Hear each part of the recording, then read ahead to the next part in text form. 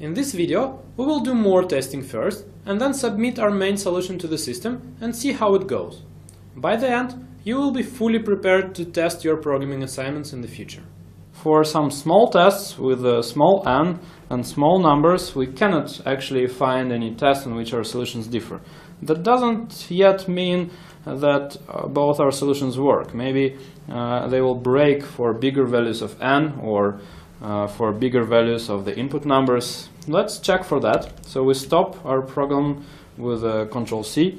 We go into the code again, and we increase back the restrictions on n and on the numbers. For example, n will be up to 100, and the numbers will be up to 100,000, the maximum value permitted in the problem statement. We save the code, recompile, launch the stress test again, and now we see that again our screen is filling with numbers and sometimes words OK, but there are many more numbers in each test, and the numbers are bigger, and still we're waiting and waiting and nothing happens. Our program just proceeds filling the screen with OKs.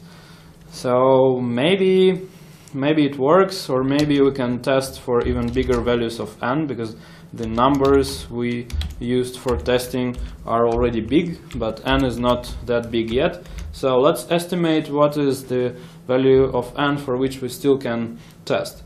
Our slow solution works in quadratic time, so testing on 100,000 numbers would be probably too long. So maybe we can test for a value of n up to 1000. Let's do that. Recompile, launch the stress test again.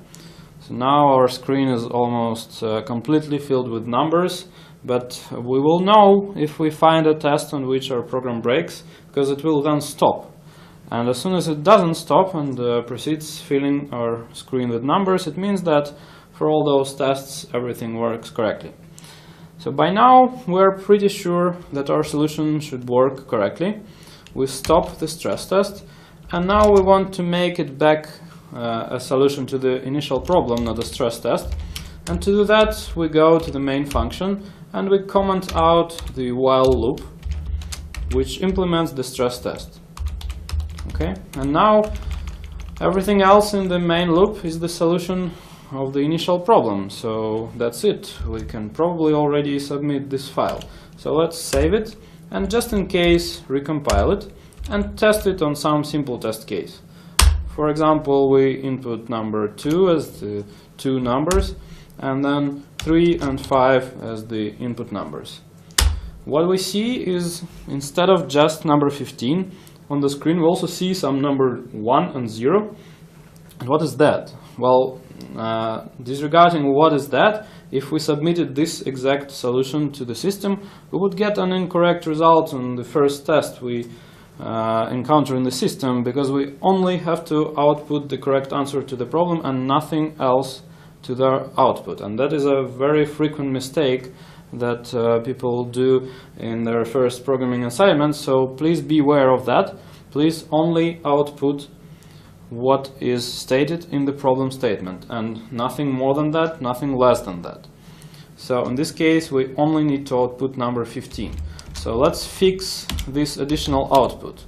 Now we probably already guessed that this additional output is this debug output of indices, which are fast solution finds. So let's comment this also out, save the file, recompile, and launch our program again, and then input the same test. And now we see that it only output 15, which is the correct answer. So now we're pretty safe. We can try to submit that solution to Coursera, actually. So let's go and do that.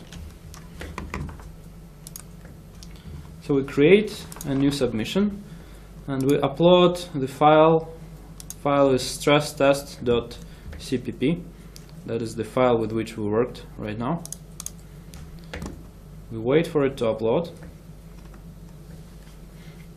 and then we submit. And now we have to wait for the grader to grade our solution. And great, it passed in the system. This illustrates the stress testing technique, but let us give you some additional advice.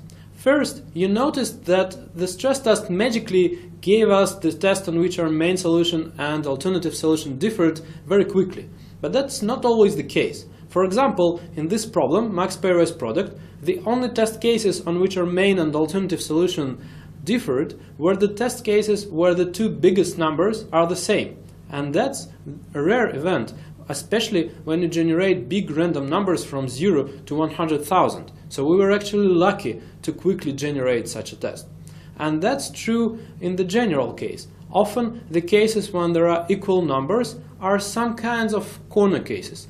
Also the same happens when you are working, for example, with strings of Latin letters, and the cases where the strings only contain one letter A, or only contain two different letters, for example A and B, as opposed to strings which can contain arbitrary Latin letters.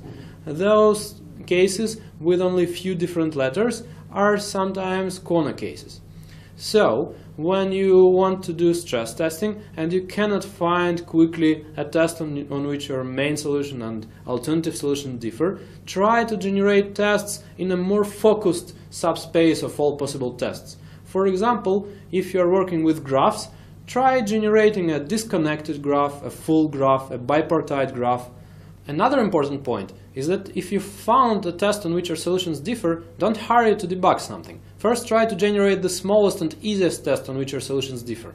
This will simplify your debugging a lot. Don't expect stress testing to be a silver bullet. For example, it probably won't find out that your main solution is too slow, because your alternative solution will probably be even slower, some brute force solution, and you will have to generate only small random tests to compare them. Another case is integer overflow. Even if you generate random tests with big numbers, both of your solutions could potentially have integer overflow problems, and then you will not notice that your main solution has them in the stress test. So first, test for those cases and then apply stress testing. However, if you've done manual tests, integer overflow testing and max test, and then apply stress testing, you're almost guaranteed to have success with it, because the authors of the problem do basically the same when they make the test sets for you. They make some manual tests, they make tests with big numbers for integer overflow, they make big tests for checking time limit, and then they generate some random tests and maybe some focused random tests, but that's all. So you'll probably find all the traps they've set up for you with stress testing. In conclusion, know that it is very important to write programs that work on all the allowed test cases, not just on most of the allowed test cases. In practice, if you write programs with bugs that only rarely reveal themselves, still some of your users will encounter those bugs and their experience will deteriorate significantly. Also, sometimes in the start of the project you want to test some hypothesis and you write some code to check it. And then you get some results and base your decisions on that result, only to later learn that you had a bug in the code and all your decisions were wrong. That's why we've prepared thorough test suites to check all the aspects of your problems. And here, stress testing will be very helpful when your solution fails on some test and you don't even know what is the test on which your program fails.